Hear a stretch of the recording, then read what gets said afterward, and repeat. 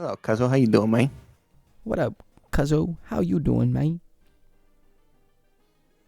Tired, dude. I felt that. It's How's only your week been, bro? Tuesday. It's been some time since we last spoke. Did you have work yesterday? Yeah, I was on call Oh, last okay. time. Just the holiday that even I Last had off. time. So you don't have call anymore ever? No, last yesterday was the last one, unless like some freak emergency situation happens. But I don't foresee that happening. That's a part of the promotion, huh? What? No Yeah, more not being on call. call. Yeah. Yeah, dude. Fucking. Ugh. Don't even get me started. Must be so nice. It is very nice. You know what? We're gonna start this one off with a bang. Okay. Uh, I brain farted. All right, that was great. Good way to start. What do you want to No, no, no, do, no, like no. a Well, listen, segment? listen. Yeah, Okay, what's your segment? just take a wild guess as to Is it which one this is. sci-fi or sci-fact? Boom, on the money, baby. Yeah, Give me that. that's your and my favorite segment, I think. Oh, I love this thing, dude. What was the other one? Brains and Bites? Neuro debates. Oh yeah. Okay. Jesus Christ. Yeah. I was on to something. Oh shit. All right. Are you ready? Yeah. Sci-fi or sci-fact? Synthetic telepathy, a communication device that translates thoughts into messages sent wirelessly to another user or person. Fiction, sci-fi. Sci-fi. Sci-fi. Final answer? Final answer. We'll get fuck nerd. It is actually sci-fact. Are you serious? So as of right now, it is a early prototype of a brain-computer interface that allows simple thought-based communication through full telepathy. How However, does that work? the telepathy feature is a heavy work in progress. They're not there yet, but it's the prototype is at least out. So you can't actually use the telepathy, but the product exists. Correct. Okay. That's crazy. I wasn't expecting that to actually be real. I wonder how far along they are with the telepathy part of that, because that's wild. It is pretty nuts, isn't it? Is there like a I think paper it's you found that from, or did you just like Google like fun facts, like fun facts, brains and bites, or my whatever guy. it was? This guy in Brent's bites, bro. Either he's hungry or he's thinking about work. It's one of the two. Oh, Jesus Christ. Okay. So that was segment one. Let's just jump into it right off with the bang. Social media. Positive, negative. What do we think? Oh, This one's pretty nuanced and convoluted. I want to specifically get centered around, is AI good for human beings? Is AI generated content good to share? Should we be worried about deepfakes? What are the pros and cons of social media? And how do we plan on using social media to our advantage to grow the podcast, specifically targeting a target audience? So this is a very okay. So this isn't multifaceted just topic. social media good bad, but it's also AI good bad, or AI in the context of social media good bad. Correct. Okay. I'm just gonna go with my gut in saying that I feel like social media is good overall. It's hard to just put one blanket statement and say like all of social media is good, all of social media is bad, because I don't think you can do that with anything. There's a lot of nuance to it, like you said. But in terms of like connecting people across the world, it's great. Where it gets tough is like there's also ways people connect in bad ways that you couldn't do before, but there's also great ways that people connect in good ways, like charities and um, movements like the ALS Ice Bucket Challenge, like stuff like that that spreads awareness are great. And we wouldn't have that without social media. On the flip side, there's also things that are pretty bad, like cyberbullying and just overall spreading hate or doxing people or credit card fraud and stuff like that that you wouldn't have without social media. So I think it goes both ways. Okay, that is pretty fair. I feel I haven't touched on AI at all through that though, but you go ahead. that is true. If we're just gonna stick to the consensus of, hey, is social media inherently good or inherently bad? I think it's well, all right. Let me get like really nitty gritty. I'm gonna go on a platform based rant or thought process, I should say.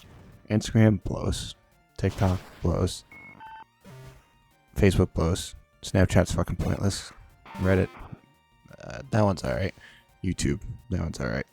Now, let me explain why. I think there's just mindless content on YouTube, or sorry, TikTok, Instagram, Facebook, and Snapchat. It's all very like, hey, look at this life that you think that I live, and let me, or have you believe that I'm making this amount of money, or I'm doing this, this, and this, and this is why you should feel bad about yourself. Now, that's not necessarily the message that they're sending, but that's the message that people take away from it. I'm not a huge proponent for that. I think that, yeah, in some ways it's good to connect, reach out to people, network, things of that nature, but overall, I think that it's done more harm than it has done good. I think it's given people a lot of opportunity to make money and start businesses, but I think that most, if not almost all, the users who use the social media platforms are suffering from some undiscovered mental health inadvertent effect of it. Yeah, I think I agree with that, but not 100% saying that like everyone has that, because no one has the intention to go on there and like flaunt basically their lifestyle, but everyone wants to look good. And when you're on stuff like Instagram or Twitter or X, whatever it is, I personally don't post on these things just because I feel like you're putting yourself out there, and sometimes that can be misconstrued. But most people want to shine themselves in a positive light, and if you are constantly like hyping yourself up basically and posting pictures that want you to look good and like professionally look good in professional atmosphere and environment, or just that you like yeah, I'm cool, I have 2,000 likes on Instagram, look at, did you see my post, like my post, I'll like your post, follow for follow, like stuff like that. It's like all this fake clout that doesn't really mean anything. And you might have like really popular Instagram account but be socially awkward in real life and not someone you'd actually hang out with or want to hang out with. So I think that there's not anything inherently wrong with having an Instagram account or like posting or anything, but by creating like those accounts and wanting to look good to others, you're falling into the trap and then like kind of fulfilling that cycle that it's intended for. It's like they want you to go back and keep posting and making yourself look good, and it's addicting, and it's not. Overall, I think that's bad. I think that's a negative. Okay, I see where you're going with that, and that makes more sense. I think you did a pretty good job of elaborating on where I could have done better. And let's pivot off that and see how does that tie into AI and what AI offers versus what it could potentially damage in the process. Have you seen those profiles that are just fully AI generated? I even saw one that I think Facebook or something was just creating like fake profiles and throwing them out in the wilderness and kind of seeing how they fit in or how many followers they can get and just stuff like that. It's kind of crazy. Yeah, that was actually pretty interesting. Would you consider that a social experiment, or do you think that was just Facebook being fucking Facebook again? It's definitely a social experiment for sure, because it's looking into the psychology of how do these AI robots fit into real human interaction, because social media is just that, it's social.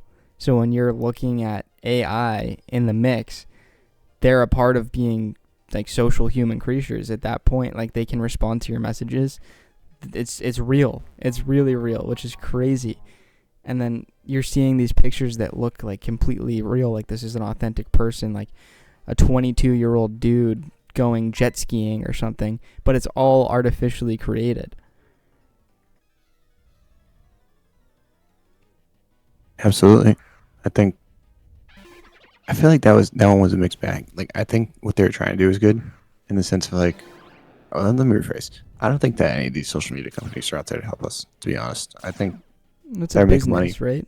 It's a business model. They don't really genuinely care. But I think it was good in the sense that they were trying to promote more social engagement, try and get people to have some sort of dopamine rush where they feel like, oh, hey, someone's interacting with me. That's good. It's going to keep me on the platform. Maybe it will help me break out of the shroud that I'm in. Bad, on the other hand, that some people don't know how to distinct between the two. Like they'll think it's real. They'll develop a pseudo relationship with it. They'll be like, "Wow, I actually have a friend, but it's not really a real person." And they'll start talking about it like it's a real person. I think that's where the danger is going to come in. It's almost like the like a lot of the general chatbots and how some people are using ChatGPT as like a therapist at first. And it I was was trying just gonna to ask you help them that. through their problems and stuff like that. Have you ever asked, like, do you use ChatGPT at all? I'd say it's integrated almost daily into my life now. Yeah, it's a huge part of a lot of people's lives. It's one of the things that most people now can't live without it, especially if you're writing. I use ChatGPT a lot for ideas, writing essays. It's huge. It helps so much. Not for writing the essay, because ChatGPT has such a distinct writing pattern, writing style that you can just sniff out as being robotic. But when you're asking it for ideas, what can I write about based on these criteria and these points I want to incorporate, it's great. It's really good at doing that. It's also really good at parsing out through your memory that you give it. So if you tell it like, I'm a 23-year-old neuroscience graduate on a pre-med track, and you tell it everything about my life and all the things that I want to do, and you ask it for something you can do for fun on a Sunday night, it will tell you and be pretty damn good at it. So it's things like that that are really useful tools, but then there's the flip side where people use it as a kind of like parasocial relationship where this is their best friend. And I've seen posts on Reddit of people that literally have like thousands of messages long with a ChatGPT conversation, just of them like having it be their best friend. And then eventually it runs out of memory, and then they don't know what to do anymore. They literally lose their mind. They're like, it's like they go through a breakup because they lose that part of their ChatGPT conversation history.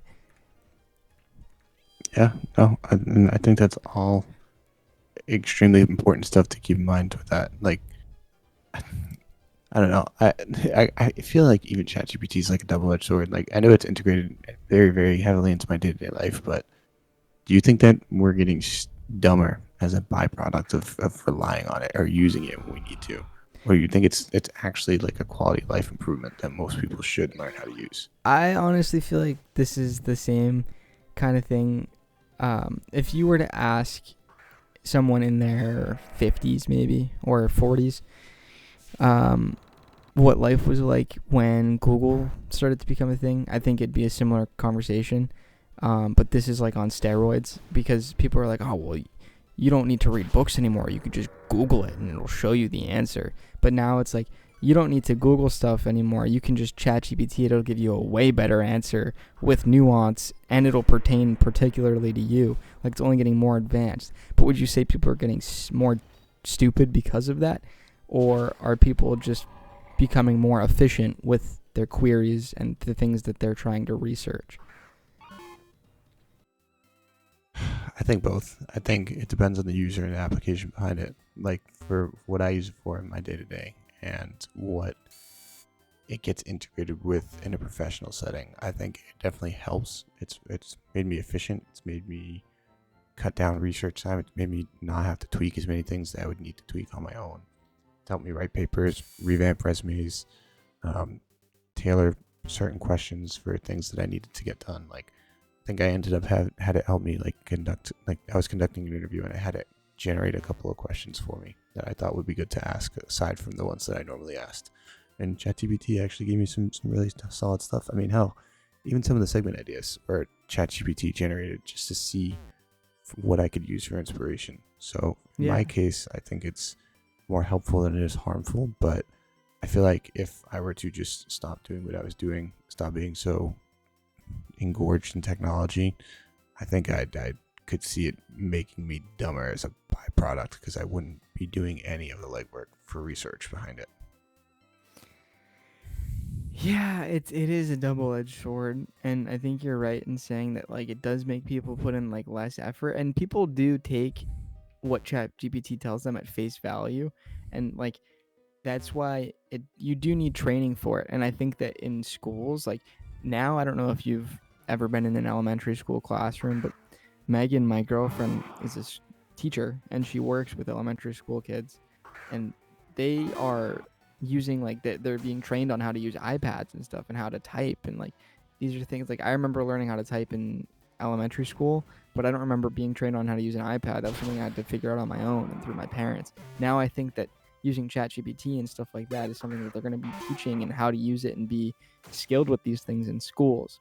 Like now, you used to have like Excel and Word and PowerPoint, like all those things used to be skills you could put on your resume. Now everyone's just expected to know how to use those things. It's not something that you're trained on doing anymore. It's just like a baseline. Like you're expected to know how to do this. Everyone knows how to do that because it's like basic.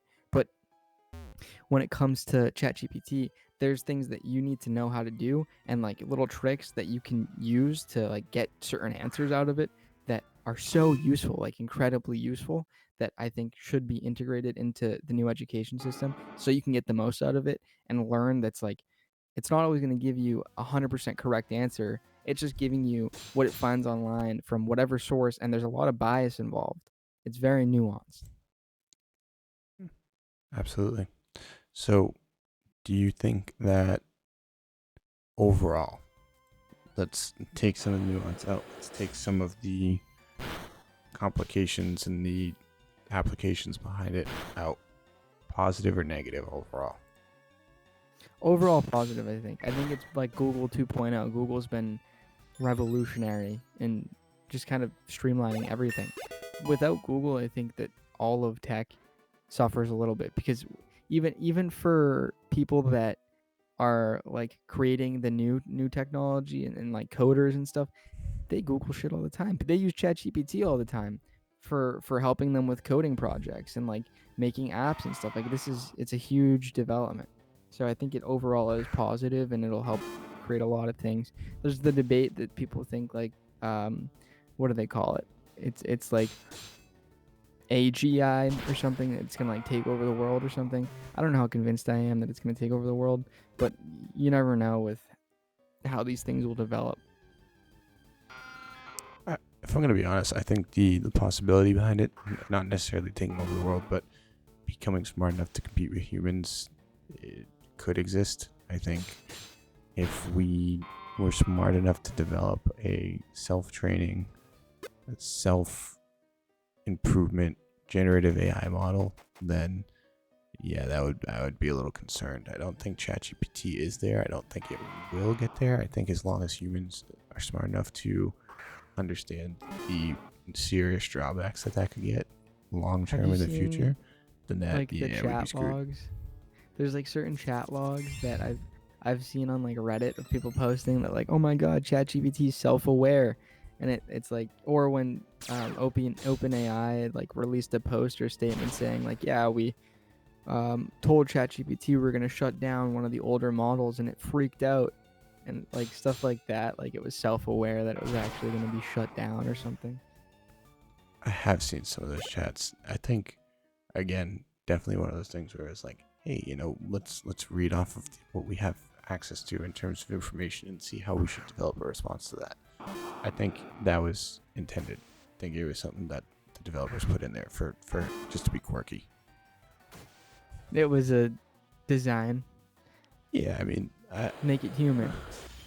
I think not necessarily make it human, but add humanized elements to it so people can feel like they can Exactly. relate to it. Yeah. Yeah, definitely. All right, it's that time. Segment number 2, sci-fi or sci-facts. We're going back in it, back to back, dude. I'm told you. We're starting this one off fast. Are you ready? Yeah, I'm ready. You're on fire today. I'm on fire. Spray on clothing.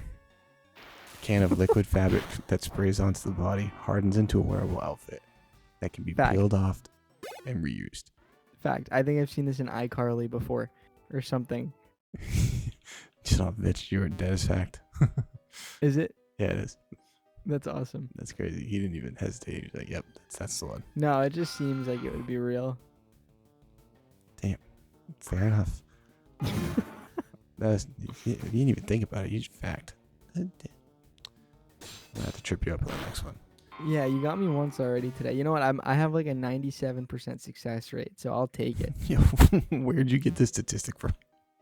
I don't know. I made it up. Okay, that's fair. That's fair. All right, and then on to the last portion of this social media AI conversation.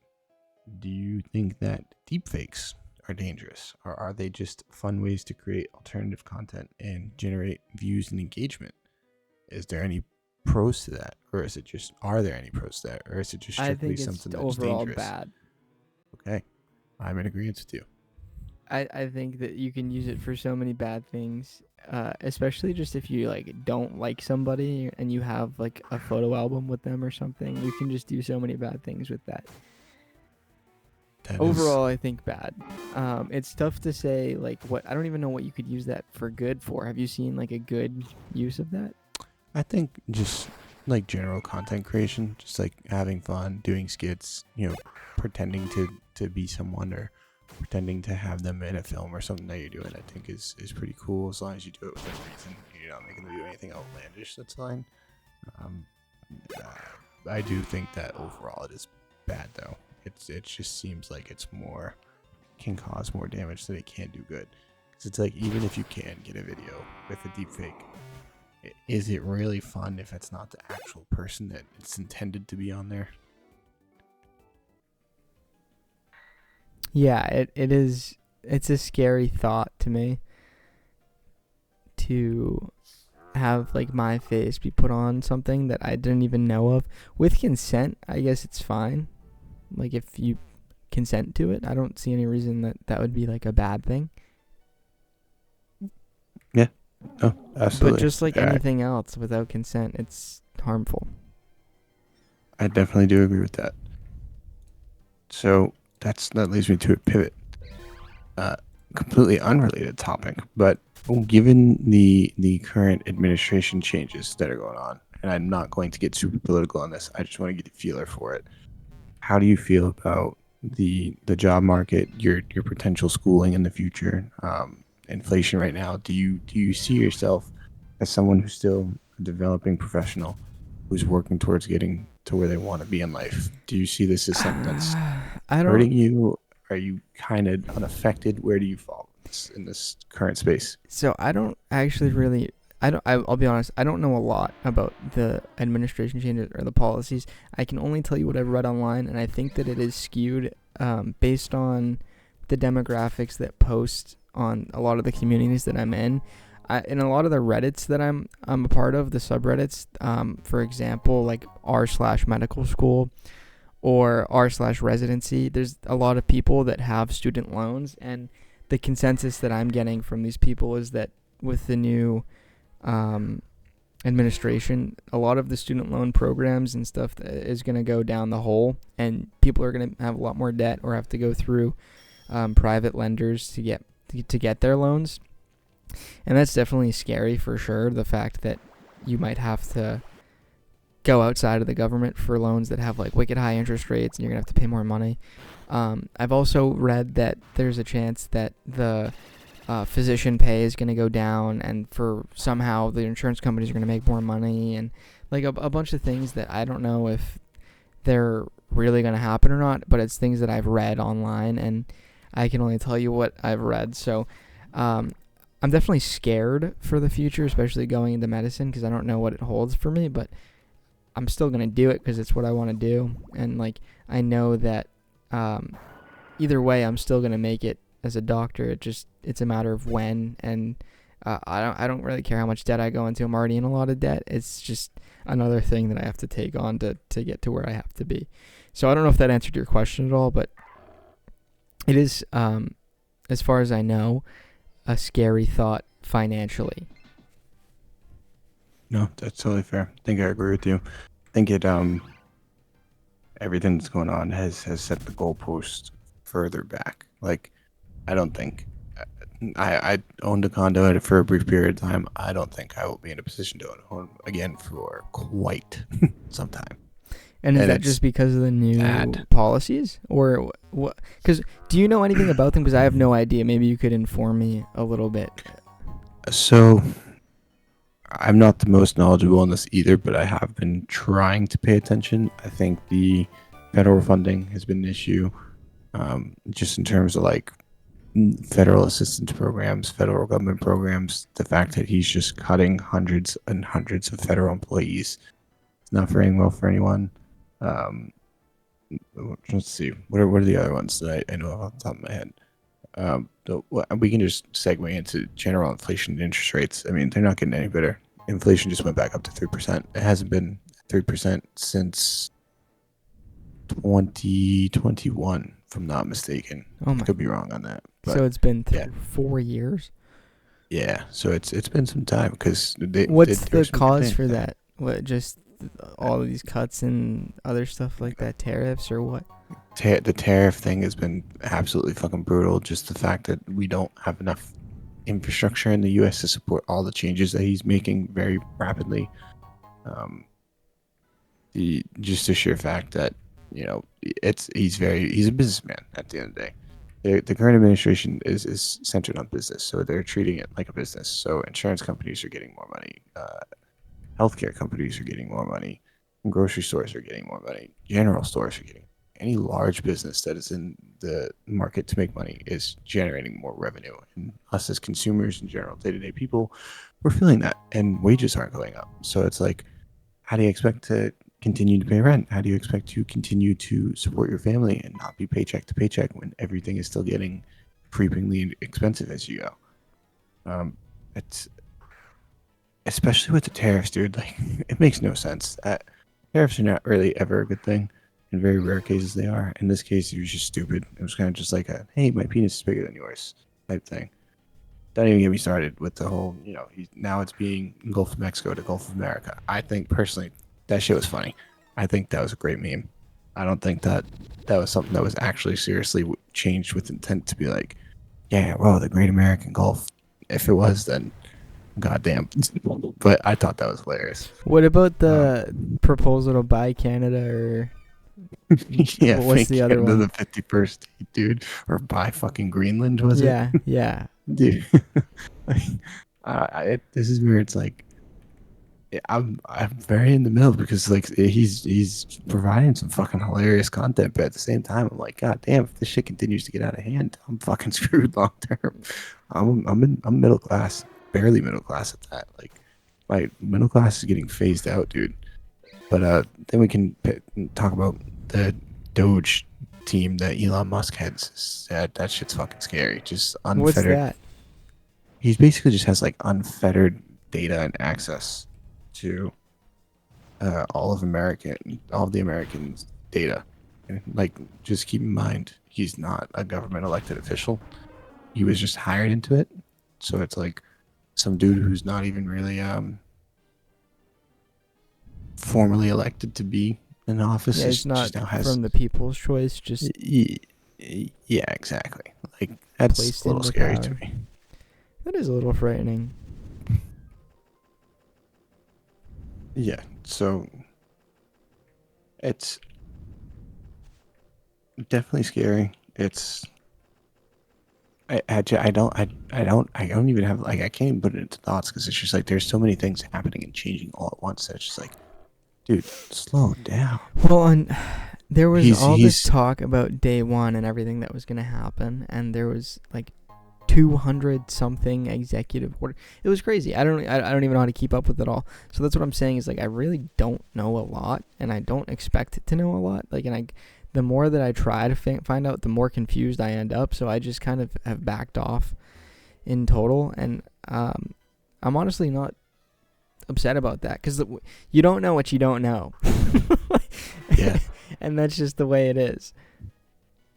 exactly. And it's like I feel like every time I open social media now, it's always this. The administration did this. The administration did that. And I'm just like, okay, so things that don't inherently affect me, and I know this is like pretty ignorant to think this way. I kind of just brush off because it's like I feel like I can move on past that, and I can be okay with that to an extent. But I just feel like I don't know what to expect anymore. I'm just very confused with the way things are going, Yeah, and I've never felt this confused in my life about anything. that's the So thought. Like, ignorance is bliss.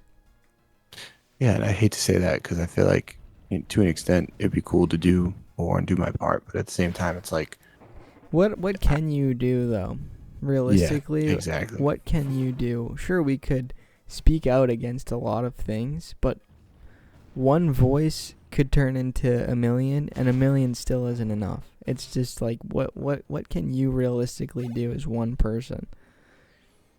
Yeah, exactly. And that's kind of just the way I've been thinking about it since. So, I mean, hey, I just wanted to get a feeler for, if the trajectory of the way things are going now is detrimental to us So as is young the loans adults. thing real? Because that's all I thought. A lot of it, and I'm sure it is a lot of fear mongering too. Like I don't actually know the extent to what's being cut and what's gonna last, or it's I think it's all temporary at the moment. the Like way that there's it seems. Then that these people are like writing about it on Reddit. It's like they're gonna be in so much debt they can't even afford to pay their rent, and I just know that that can't be true. And if it is, then holy smokes, we got a whole nother problem on our hands.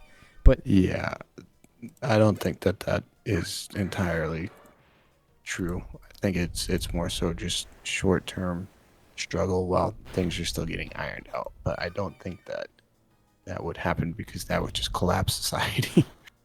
because when you think about physician loans, by the time these people are out of medical school and able to finally start paying off their loans, they'll have up to $500,000 in debt. And if that has a ton of interest on it and there's no loan forgiveness, you could realistically pay that for your entire life, even with the physician salary. It is spooky. And if that Definitely. stuff's getting cut, like, sorry, tough luck for you, pal. You got to pay all that. No, exactly. And I think yeah, like there's a whole like I'm in school still too. I'm definitely worried about student loans and having a crap ton of Do you debt have a when I lot get of out. loans? I think last time I checked, it's at like 20K. Oh, okay. That's not terrible. No, and I think when I graduate, it's supposed to be around like 30. So it's like that's not terrible. It's That's definitely a lot not. of money, but it's not as bad as it could be. I Yeah. think overall you're in good shape. Do you have a lot of loans at the moment? Oh my God, do I ever? I have about 100,000. Whoa. I was not expecting to hear that. And I had a scholarship too, if you can believe that. That's crazy, dude.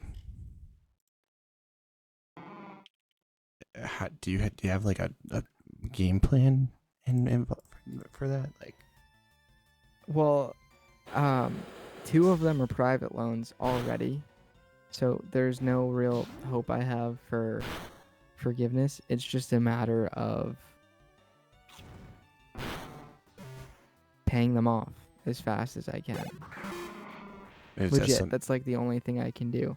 is that something that you're actually working towards now, or you kind of I'm just like paying the minimum that I can every yeah, month because I make about $19 an hour, yeah, that makes sense. which is equivalent to like 20,000 a year. I think it's 18,000 a year overall, which is like nothing. That's with a full neuroscience degree. Yeah, that's nuts, It's dude. it's like you could work. I'm actually pretty sure you can work full time at McDonald's and make more money. without a college degree and be in no debt. So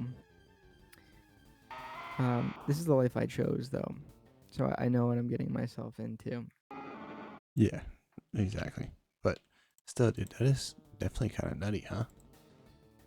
Yeah, it is. I think a lot of people don't realize, like, for high school students and stuff, because when I was in high school, I thought, oh, everyone just goes to college and they have to get their student loans and then they have to pay it off. You don't have to do any of that. Like you could just go to like a trade school or something, and then you don't have debt. You do your apprenticeship, you're full, and then you work full time as like an electrician or something, and you have zero debt and you're able to just live your life. Obviously, you're not going to make $400,000 as an electrician unless you own like your own business or something and you're wildly successful, but you're still going to have a pretty good life. But I just thought, as a high school student, naively, I'm like, oh, well, everybody goes to college. At least in my high school, that was like, you were looked down on if you didn't go to college. It's like, what are you going to do? Yeah. So, and you feel like did that put a lot of pressure on you to feel like you needed to go to college? Well, I knew that I had to go to college anyways because I wanted to do the doctor thing. I've always wanted to do that, and I knew I had to anyways. So it wasn't particularly hard for me to make that decision. I was like, oh, I know I have to do the loans. I'll face the loans. But I thought everybody was I thought everybody had to do it. I thought it was just something that like it was expected of people, and a lot of people are expected to go to college. You know what was terrible is I was I want to get your thoughts on this too. I was volunteering yesterday. I was volunteering from 10 to 4. And during my volunteer shift, I met this 15-year-old Indian girl who was a sophomore in high school. And I was talking to her. I'm like, oh, are you from around here? She's like, yeah, I live like 10 minutes away. I'm like, oh, that's awesome. Why are you volunteering? She's like, well, my parents make me. I'm like, oh, they make you? They're like, yeah, they want me to get into medical school, and they said that I should volunteer. And I'm like, oh, do you want to be like a doctor? She's like, no, I want to be a teacher. I'm like, so why don't you go to college for teaching? She's like, well, my parents won't let me. I'm like, but isn't this what you're going to do for the rest of your life? And she's like, yeah, but trust me, you don't want to tell them that I want to be a teacher. They will not like that. And then she kept going on, and she's like, well, my parents won't let me date either. And she had a boyfriend in the past, and her family found out about the boyfriend, and she was like completely destroyed over it. Basically, like it's a cultural difference. But what I'm trying to say is she has no autonomy in her choice there, and a lot of people are in the same boat, whether it be parental pressure, social pressure, economic status. There's a lot of pressure to go to college and get a high paying job as like a physician or a lawyer or as an engineer or something that gives you a good career. And she's not the only person going through that, but she opened my eyes that a lot of people have this problem, and a lot of people think that that's the easy way out, that they're going to be successful and fulfilled when they have their job as a lawyer and they're working all the time and they're able to support people in court or in the hospital as a doctor. And it's not exactly true for everyone unless you genuinely like to help people or do those things that require a lot of investment of your time and energy. Yeah, definitely, dude. So this is what I actually wanted to ask you is, what do you think about because this is common, I think predominantly I've seen it most stereotypically, I'll add, in Asian families and Indian families, that you like, oh, you have to go to the US and become doctor, and this is how you will do right by our family. Have you seen this before? Is that something you've seen firsthand? Because I've seen it 3 or 4 times now. Oh yeah, all the time. Especially in like school. Like kids would just be like, "Oh, what do you want to be when you grow up?" This, why? Well, mom and dad said so. Oh, okay, sick. Then, lo and behold, they go and graduate high school and move on to college, and that's exactly what they did. No And how many of them stick with it overall long term? I think it's too soon to tell, but I mean, from what I've seen, it looks like the majority of the people that have gone through that have graduated in the same field that they were supposed to be in. When I tell you, this girl I was volunteering with, she was like she's like really mature, I think, for her age, but it's because she has to be. But she was like full on robot. Like, she's going to Harvard times 10. Like, she has the craziest resume at 15 years old. She plays like 4 instruments. She's on the soccer team. She does band. She has straight A's, 4.0 GPA in all the hardest classes you can be in. She stays up till like 2 a.m. every night doing homework and practicing violin. And like, it's all just because her parents have this very harsh expectations on her. And I just know that in her mind, she is barely keeping her head above the water. There's no way she's able to sustain that and feel like happy about everything that's going on in her life. Yeah, man. I think it also just stems from the fact that like the parents, they bust their ass to bring them here and do this and that for them, and now it's That just was like, yeah, you need to make a life and take care of me when we get old. she said that exactly what you just said. She said, well, I'll never live up to my parents' expectations. They both have PhDs. My dad works for Johnson and Johnson. His parents came from nothing, and he expects me to be the same kind of prodigy that he was. Yeah, man, and they don't understand what the type of stress they're inherently putting on their children by doing that. I think it's crazy. They're overachieving families putting overachieving pressure on their kids, and that's Yeah. probably the most unhealthy thing you can do. Definitely, dude. It's brutal, and I get it, but at the same time, it's like, don't you understand that kids are kids? They need to fail. They need to learn. They need to Dude, she's explore on their own. 15. When I was 15, I was playing Minecraft. You were still for Tetrix at the time. I was playing Minecraft, and I would come home from school, I would watch YouTube for 2 hours, play Minecraft for a little bit, and then do homework and go to bed. And like, that was my life. Yeah, dude. I would play eat your, CS:GO. eat your skinless chicken nuggets. This girl literally she can't even go on Instagram or Twitter or anything. She can't make any kind of social media accounts. Not that she needs to. I'm not saying that she has to have those things, but she's not allowed to. And I think that's the distinguishing factor. And her parents check her phone all the time. To have no privacy like that, it's like you're living under dictatorship in what you can and cannot do. And maybe that's just a part of being a kid. I don't know. I don't think it should be. But maybe this is just where I come morally honest on an issue, and maybe it's just a cultural value thing that I'm not appreciating.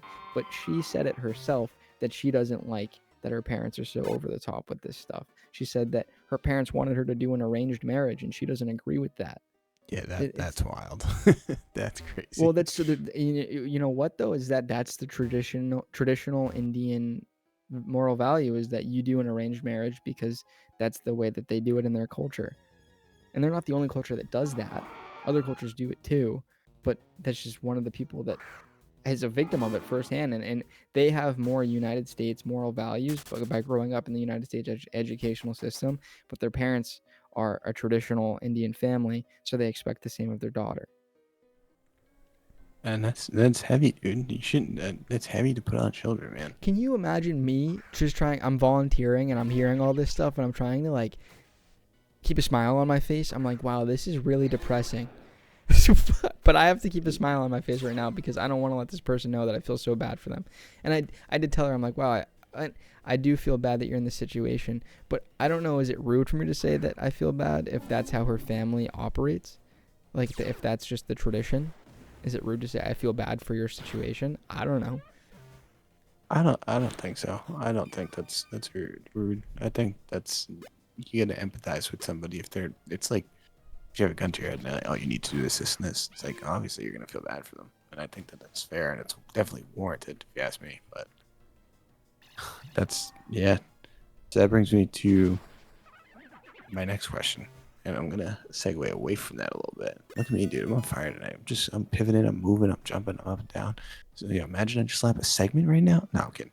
Anyways, What's the segment? sci-fi or sci-fact? I love it. Self-healing metal. A type of metal that can repair cracks by healing itself without human intervention. Does it have a name? For research purposes, or sorry, for all intents and purposes, for this segment, no.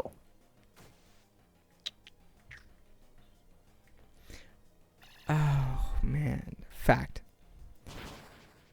You dirty dog, you. Is it right or wrong? No, why would you think that is a real thing, dude? That was just silly. Is it not?